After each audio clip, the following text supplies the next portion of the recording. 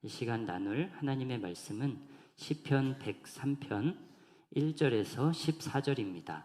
시편 103편 1절에서 14절, 구약성경 877쪽에 있습니다. 시편 103편 1절에서 14절을 한 절씩 교독하시겠습니다. 먼저 읽겠습니다. 내 영혼아 여호와를 송축하라. 내 속에 있는 것들아 다 그의 거룩한 이름을 송축하라.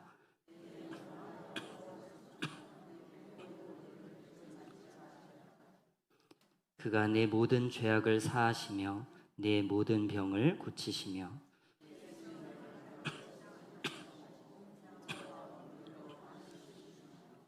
좋은 것으로 내 소원을 만족하게 하사 내 청춘을 독수리같이 새롭게 하시는도다.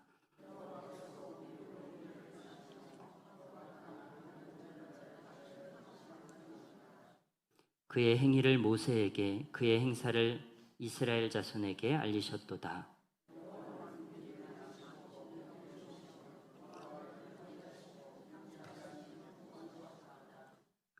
자주 경책하지 아니하시며 노를 영원히 품지 아니하시리로다.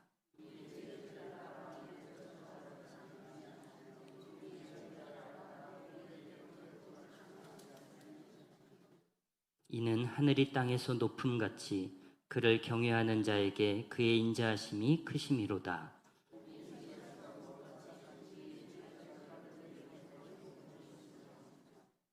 아버지가 자식을 긍휼히 여김같이 여호와께서는 자기를 경외하는 자를 긍휼히 여기시나니 이는 그가 우리의 체질을 아시며 우리가 단지 먼지뿐임을 기억하심이로다. 아멘. 오늘 본문은 다윗의 찬양시입니다. 이스라엘의 왕들 가운데 다윗만큼 찬양에 진심인 사람을 찾기가 쉽지 않은데요. 그도 그럴 것이 대부분의 이스라엘 왕들은 찬양에 크게 관심을 두지 않았었습니다. 하지만 다윗은 어떠합니까? 우리 역대상 25장 7절의 말씀을 보면 다음과 같은 구절이 있습니다.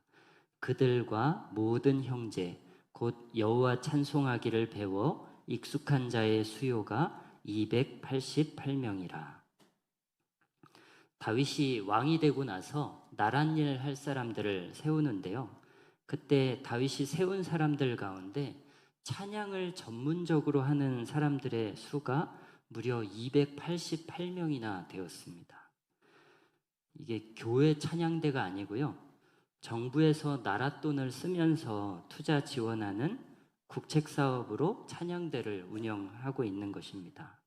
다윗이 얼마나 찬양을 중요하게 여겼는지를 알 수 있는 대목 가운데 하나죠. 1절을 보시면 내 영혼아 여호와를 송축하라. 내 속에 있는 것들아 다 그의 거룩한 이름을 송축하라. 다윗은 스스로를 향해서 너 다윗의 영혼아 하나님을 송축하여라 이렇게 명령하고 있습니다. 그것도 내 속에 있는 모든 것들에게 요청하고 있습니다. 다윗은 자기의 전 존재로 자기의 모든 것을 다해서 하나님을 송축하는 거예요. 내 속에 있는 것들아 다 그의 이름을 송축하라. 우리 가끔 예배 시간에 주위를 둘러보면 분명히 찬양 시간인데 그냥 가만히 계시는 분들도 계시거든요. 물론 모르는 찬양이라서 그럴 수 있지만 1절이 말하는 다윗의 찬양을 한번 보십시오. 겉으로만 찬양할 뿐 아니라 내 속에 있는 모든 것들아 함께 찬양하라 라고 이야기하는 그의 찬양이 주님이 보시기에 훨씬 더 좋은 모습이 아닐까 하는 생각을 하게 됩니다. 우리도 이렇게 내 속에 있는 모든 것들로 하나님을 송축하는 인생이면 좋겠습니다. 뭐 다윗이야 찬양할 만하니까 했겠지. 나는 뭐 찬양할 일이 뭐가 있어? 라고 생각하시는 분이 계실지도 모르겠어요.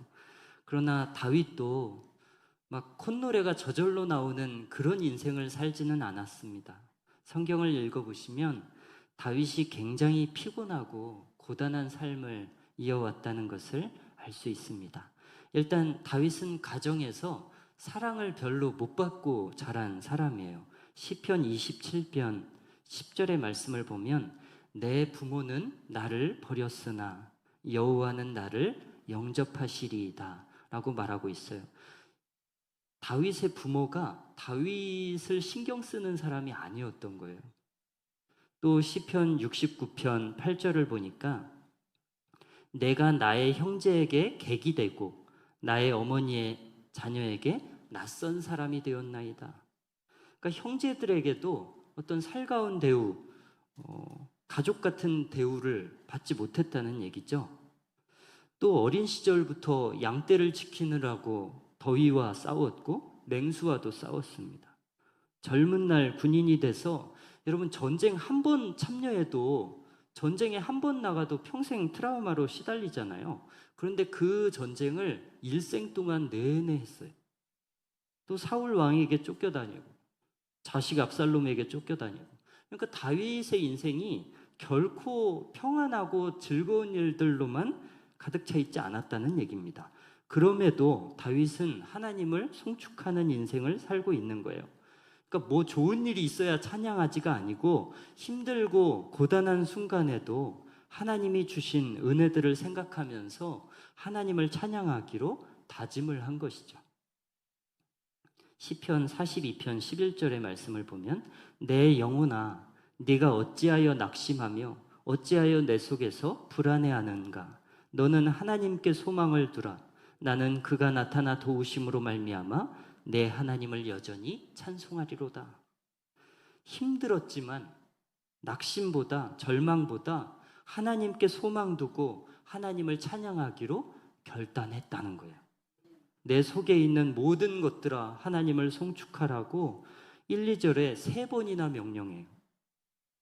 나에게 없는 것들, 힘든 것들, 서운한 것보다 하나님이 나한테 주신 것, 하나님이 도우신 것, 베푸신 은혜들에 더 주목하면서 살아간다면 우리도 충분히 찬양할 수 있지 않겠어요? 찬송가 429장 1절에 세상 모든 풍파 너를 흔들어 약한 마음 낙심하게 될 때에 내려주신 주의 복을 세어라.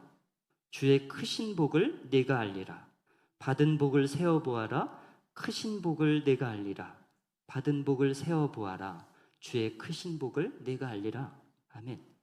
힘들 때가 오면 찬양 대신에 불평을 선택하는 게 아니라 세상 모든 풍파가 나를 흔들어서 낙심하게 될 그때에 하나님께서 나한테 주셨던 주의 복들을 세어보라는 거예요.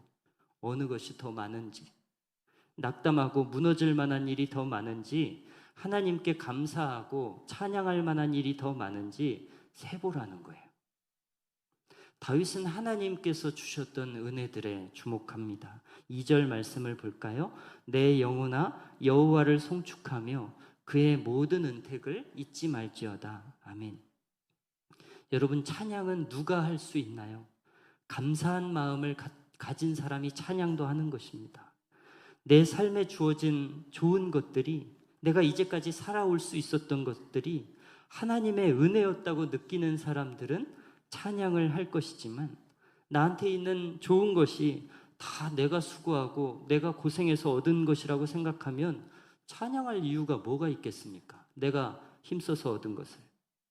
여러분, 찬양은 누가 하죠? 나한테 있는 모든 좋은 것들이 하나님이 주신 선물이고 그분의 은택이었음을 아는 사람이 찬양도 할 수 있는 줄로 믿습니다. 주신 은혜들을 잊어버리지 않고 늘 떠올리고 그 늘 은혜를 곱씹으면서 감사하는 사람이 찬양의 삶을 살 수 있습니다. 내 영혼아 여호와를 송축하며 그의 모든 은택을 잊지 말지어다.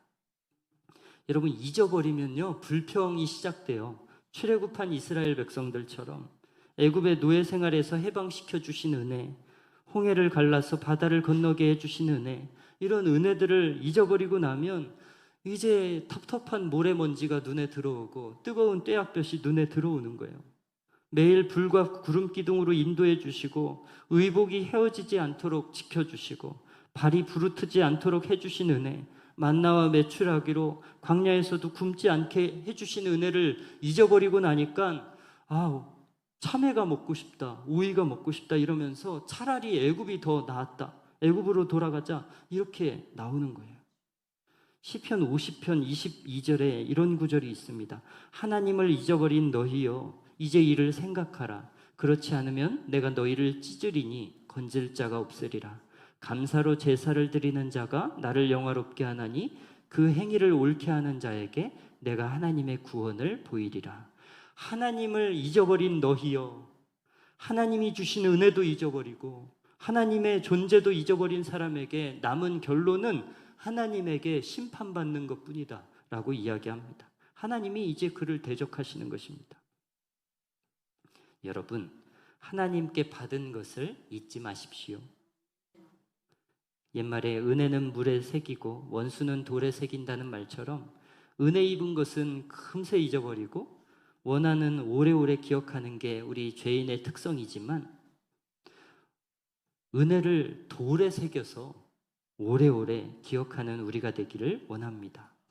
다윗이 잊을 수 없는 은혜, 그가 하나님을 송축하는 그 은혜가 무엇인가요? 우리 3절의 말씀을 읽어볼게요. 시작. 그가 내 모든 죄악을 사하시며 내 모든 병을 고치시며. 아멘. 다윗이 1순위로 언급하는 하나님의 은혜가 뭡니까? 다윗의 감사 제목은 그가 목동에서 왕으로 출세했기 때문이 아니에요. 성공에 대한 감사가 아니에요. 우리가 되게 하나님께 감사하는 제목들이 뭐죠? 우리 자녀 좋은 대학에 들어가고 좋은 직장 들어가고 결혼 잘하고 아기 잘 낳고 승진 잘하고, 되게 비기독교인들도 감사하는 내용들을 가지고 우리 또 똑같은 것들로 감사를 하고 있는데, 다윗의 감사 1순위는 그의 죄를 용서해 주신 그 사죄의 은총이에요. 우리의 죄를 용서해 주신 것이 얼마나 큰 은혜인가요? 여러분, 내가 나의 그 고의로 저지른 죄악들을 용서받는다는 게 이게 얼마나 놀라운 일인가요? 사회에서는 실수여도요, 고의로 잘못한 게 아니고 실수로 뭔가 잘못을 했어도 그 책임을 대개 본인이 지게 되어 있습니다. 연봉이 깎인다든지 진급이 누락된다든지 심하게는 퇴사도 하고 그 손해를 배상받기도 하죠. 어떤 식으로든 이 잘못에 대한 책임을 스스로 지게 한단 말이에요. 그런데 나의 잘못을 값없이 사해 주시는 은혜가 얼마나 커다란 은혜냐는 거예요. 우리 시편 32편 1절에 보니까요, 허물의 사함을 받는 것, 자신의 죄가 가려진 자가 얼마나 큰 복된 자냐라고 이야기합니다. 이 말씀처럼 우리의 허물을 사해 주시고 나의 죄를 가려 주신 것이 얼마나 큰 복인지 몰라요. 왜냐하면 우리의 죄의 형벌은 그저 연봉이 깎인다거나 진급이 누락되는 것 정도로 형벌이 주어지는 게 아니고, 죄의 삭은 사망인데 그 후에도 심판이 기다리고 있기 때문이에요. 여러분, 죄에 대한 하나님의 형벌은 세상에서의 처벌보다 훨씬 더 두렵습니다. 그만큼 하나님의 의의 기준이 높기 때문입니다. 죄 지으면 퇴사하는 것 정도가 아닙니다. 죽음으로 끝날 수 있는 것도 아닙니다. 죽음은 영원한 세계로의 돌입이죠. 죽음으로 우리의 죄를 청산할 수 있지 않아요. 죄인은 죽음 이후에도 그 행한 것에 따라서 영원한 벌을 받게 되어 있습니다. 영원히. 세상에서는 사형이 최대의 형벌이잖아요. 그러나 하나님께 죄 지은 것은 죽어도 끝나지 않는 거예요. 그런데 여러분, 내가 그 영원한 형벌을 받아야 되는데 그 영원한 형벌에서 벗어날 수 있게 됐다면 이게 얼마나 놀라운 일이냐는 거예요. 예수님의 대속으로 말미암아서 내가 무죄 판결을 받았어요. 무죄 선언 받았어요. 이게 얼마나 놀라운 은혜고 기적이에요. 당연히 하나님께서 우리에게 행하신 일들 가운데 가장 크신 은총은 역시 죄사함의 은총일 것입니다. 신앙은 하나님과의 관계인데 보통 우리 인간관계가 언제 깨지는가 생각해 보면 뭔가 한쪽이 다른 쪽에게 잘못을 저질렀기 때문인 경우가 많잖아요. 그 관계가 회복되려면 잘못한 쪽이 피해자한테 진심으로 사죄를 해야 되는데, 하나님과 범죄한 인간 사이에서는 도리어 죄 지은 인간이 하나님께 사죄하는 게 아니고 하나님께서 죄인들을 구원하시고자 자기의 아들을 희생하셨습니다. 이 어찌 놀라운 은총이 아니겠습니까? 여러분, 이 일은 평생 감사해야 될 제목입니다. 아니, 구속의 은혜는 천국에 가서도 찬송할 제목입니다. 우리가 함께 했던 찬송가 258장에 보면 이후에 천국 올라가 더 좋은 노래로 나 구속하신 은혜를 늘 찬송하겠네. 늘 찬송하겠네. 날 구속하신 은혜를 늘 찬송하겠네. 우리가 훗날 천국에 올라가서도 나를 구속하신 은혜 더 좋은 노래로 늘 찬양해야 함을 믿습니다. 또 3절 말씀에 보면 죄사함 이외에도 병고침의 은혜를 이야기하는데요. 그가 너의 모든 죄악을 사하시며 네 모든 병을 고치시며, 이 3절의 말씀이 2절에서 이야기하는 여호와의 은택에 해당되는 내용들이에요. 그러니까 다윗은 지금 죄사함만이 은혜가 아니고 병고침 역시 은혜의 영역이다라고 이야기하는 것입니다. 죄사함이 오직 하나님께서 베푸시는 은혜라 하면 병고침도 오직 하나님께서 베푸시는 은혜여야 가능하다는 것이죠. 그러면 병이 안 나았으면 은혜 받지 못한 것인가? 그렇진 않아요. 인생에서 겪는 실패와 시련을 혹은 질병과 죽음을 하나님이 나를 사랑하시지 않아서 혹은 나에게 은혜 주시지 않아서 라고 생각하면 너무 하나의 단면만 가지고 성급하게 진단하는 것일 수 있습니다. 나의 인생 전체를 놓고 보았을 때 그때의 그 실패가 그 순간에는 물론 아프고 힘들었겠지만 인생 전체를 놓고 보면 그게 도리어 커다란 유익이 되는 경우를 우리가 많이 경험하죠. 하나의 개인적인 예로 제 아버지가 폐암으로 돌아가셨어요. 발견을 너무 늦게 해서 손 쓸 수가 없었어요.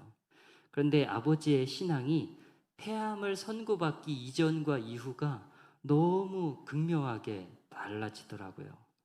폐암 선고를 받기 전에는 기독교인이지만 여전히 술도 드시고 바람기도 있고 교회를 다닌다 하지만 이게 기독교인 맞나 싶을 정도로 전혀 세상과 구별되지 않는 그런 삶을 사셨는데, 암 선고를 받고 나서 정말 그 살아있는 한 5개월 동안에 진짜 하나님께 납작 엎드려서 새벽 예배부터 모든 예배에 모든 모임에 다 참여하시고 늘 하나님의 말씀 묵상하시다가 그렇게 가장 뜨거운 신앙 가지고 주님 앞에 서셨어요. 그렇다면 아버지를 죽음으로 몰아간 이 암이 마냥 나쁘고 마냥 해롭다라고 이야기할 수 있겠느냐는 거예요. 저는 아버지의 암이 육신은 망가뜨렸는지 몰라도 넘어져 있던 영혼을 일으켜 세웠고 잠시 잠깐에 이 땅의 삶은 없어졌을는지 몰라도 대신 영혼에 이르는 삶을 얻게 해줬다고 믿습니다. 그러니까 어떤 안 좋은 일, 안 좋은 사건 하나 가지고 하나님이 나를 사랑하시지 않나 봐, 나한테는 은혜를 주시지 않나 봐 라고 성급하게 재단해서는 안 된다는 얘기죠. 기자가 3절에서 이야기하고 싶은 건 죄사함이라는 게 오직 하나님의 은총인 것처럼 병고침도 의사의 힘이 아니고 약이 잘 들어서가 아니고 오직 은혜의 영역이다라고 이야기하는 것이죠. 또 5절에서는 어떤 은혜를 이야기하시나요? 좋은 것으로 내 소원을 만족하게 하사 내 청춘을 독수리같이 새롭게 하시는도다. 하나님은 나에게 있어서 제일 좋은 게 뭔지 잘 알고 계십니다. 내가 생각하는 좋은 것과 하나님이 주고자 하시는 좋은 것이 때로 다를 수 있지만 나보다 나를 더 잘 아시고 나의 머리털까지 세신받으신 하나님께서 내게 가장 좋은 것으로 채워주신다는 것을 우리가 믿을 수 있으면 좋겠습니다. 여러분, 부모가 자녀랑 식사를 함께 해도요, 탄 거는 부모가 먹고 자녀에게는 좋은 거 주잖아요.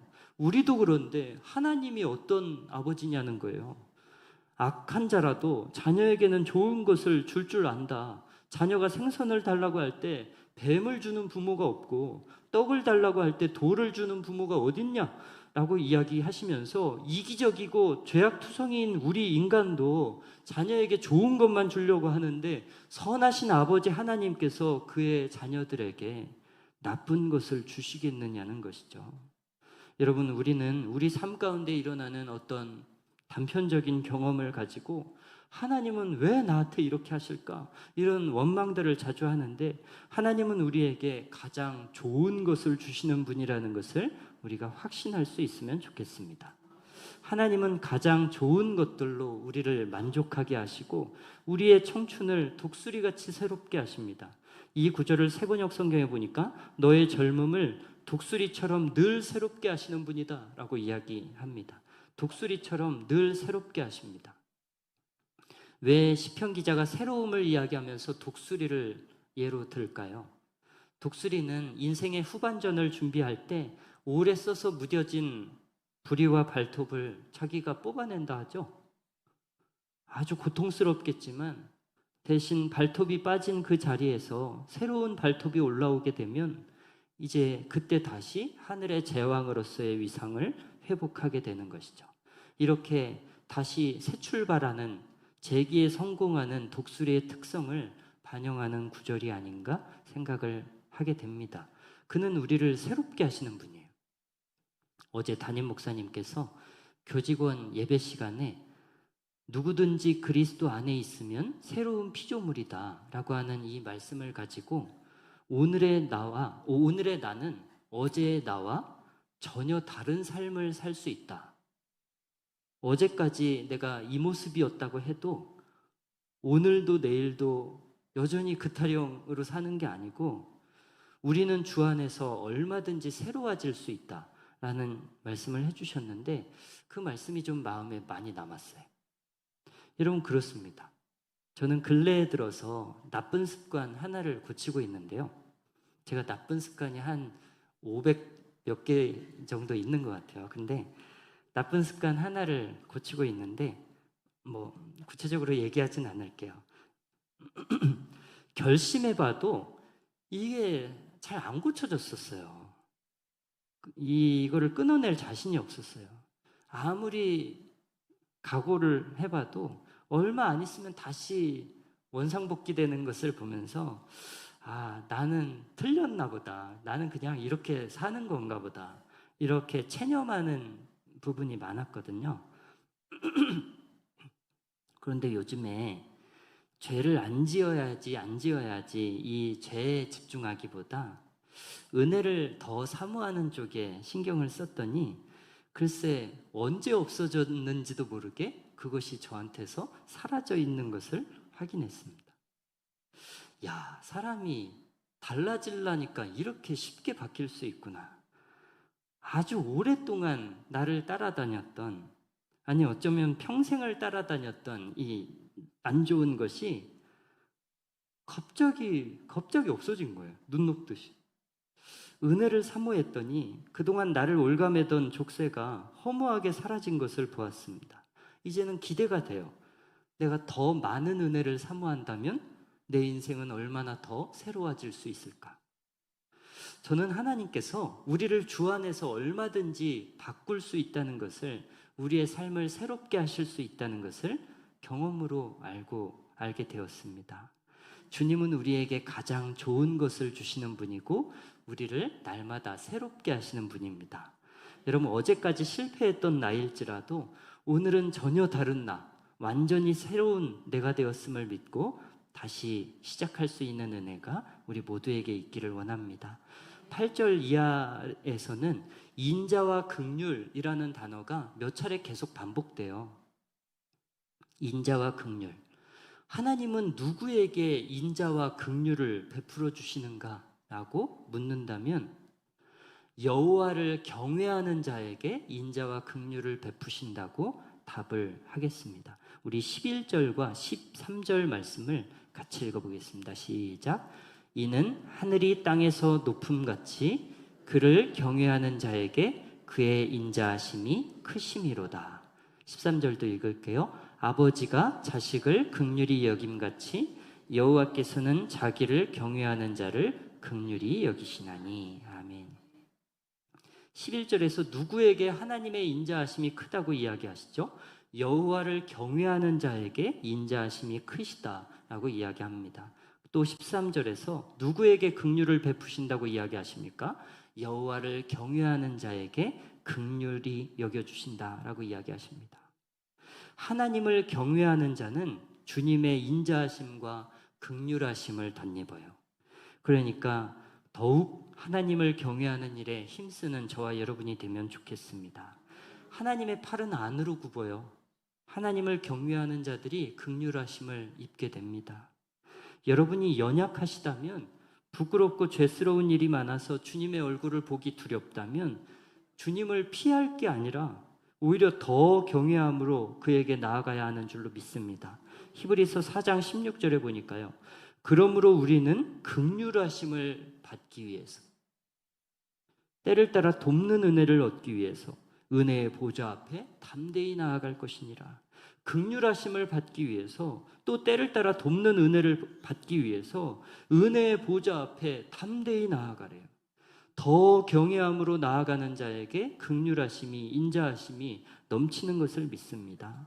오늘 다윗의 시편을 보면서 그에게, 나에게 베풀어 주신 은혜를 잊어버리지 않고 또 당연하게 여기지 않고 내 속에 있는 모든 것들아 다 하나님의 은택을 찬양하라 라고 이야기하는 다윗의 모습에서 오늘 동일한 은혜를 받은 우리가 무엇을 해야 하는지 발견할 수 있다고 생각합니다. 주님이 주신 은혜 잊어버리지 않고 감사 찬양함으로 하나님께 영광 올려드리는 저와 여러분이 되시기를 주님의 이름으로 축원드립니다. 이 시간에 함께 찬양하실 때 은혜로다 함께 찬양하십니다.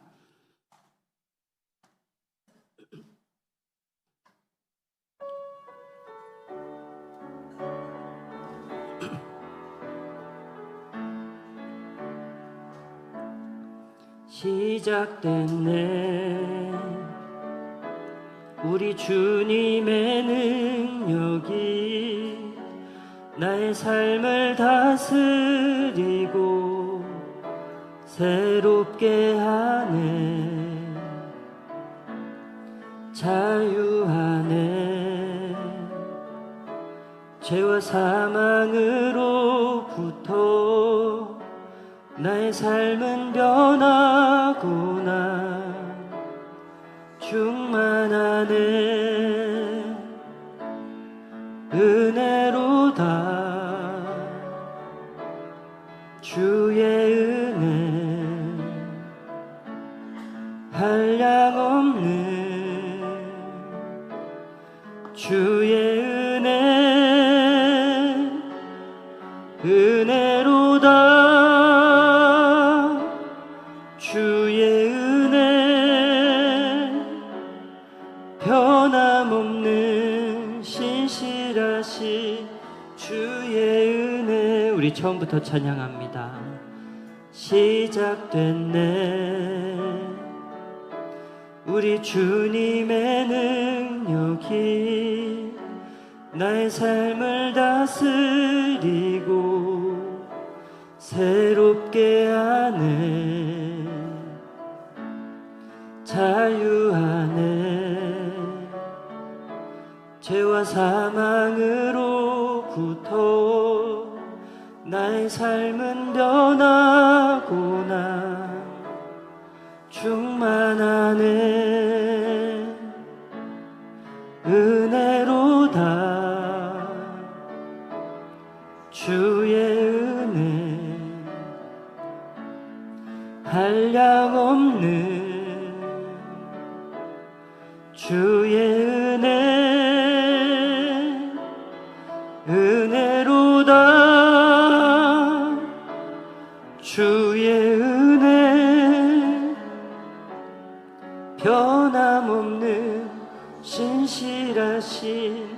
주의 은혜.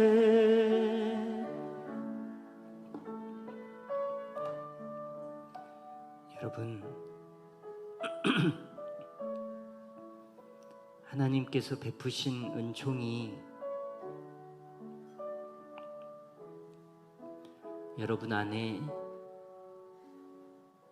모든 것을 초월하는 감사로 남아 있습니까?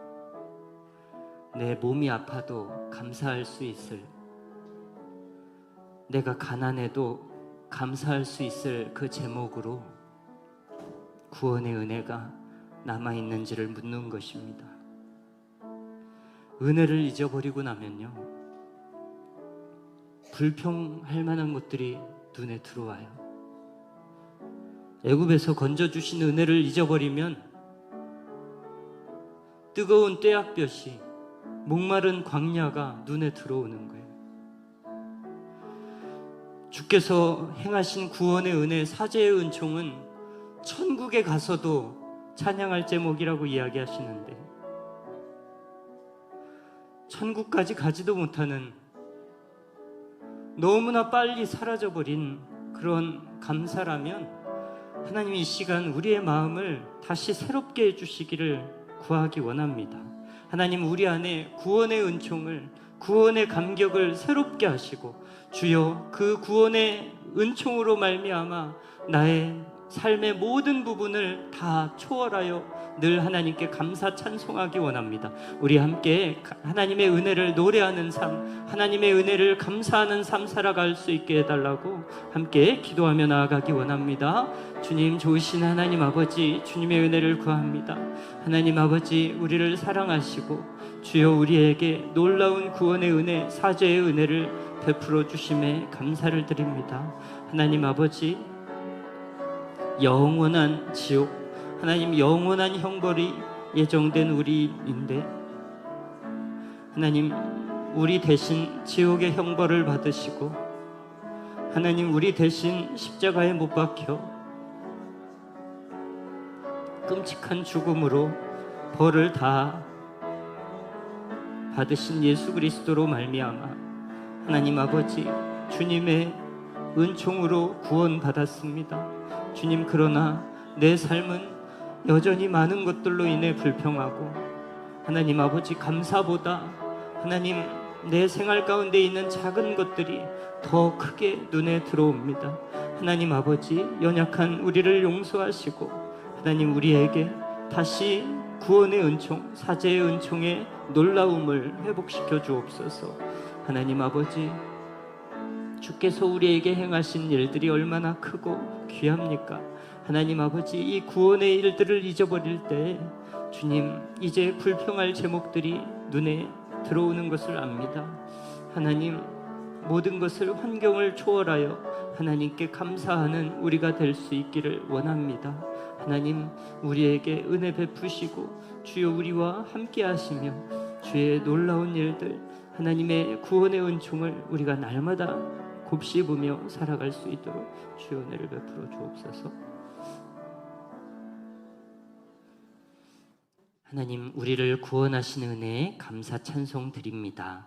하나님, 연약한 우리 대신 벌 받으시고 십자가에 달려 돌아가심으로 우리를 구원하신 예수 그리스도의 은총을 우리가 평생 잊어버리지 않고 주님, 날마다 감사 찬송하며 살아갈 수 있기를 원합니다. 하나님 아버지, 주께서 우리에게 죄사함의 은혜, 또 병고침의 은혜, 좋은 것으로 우리를 만족하게 하시는 은혜, 또 우리에게 날마다 새로움을 주시는 은혜를 베푸시고 주님을 경외하는 자에게 인자와 긍휼하심이 크심을 감사드립니다. 하나님 아버지, 우리에게 베푸신 인자하심과 긍휼하심으로 말미암아 오늘 우리가 살아갈 수 있음을 믿고 오늘 하루 감사 찬송하며 마무리할 수 있도록 도와주옵소서. 감사하며 예수님의 이름으로 기도 올려옵나이다. 아멘. 하늘에 계신 우리 아버지여, 이름이 거룩히 여김을 받으시오며 나라의 임하옵시며 뜻이 하늘에서 이룬 것 같이 땅에서도 이루어지이다. 오늘날 우리에게 일용할 양식을 주옵시고 우리가 우리에게 죄 지은 자를 사하여 준 것 같이 우리의 죄를 사하여 주옵시고 우리를 시험에 들게 하지 마옵시고 다만 악에서 구하옵소서. 대개 나라와 권세와 영광이 아버지께 영원히 있사옵나이다. 아멘.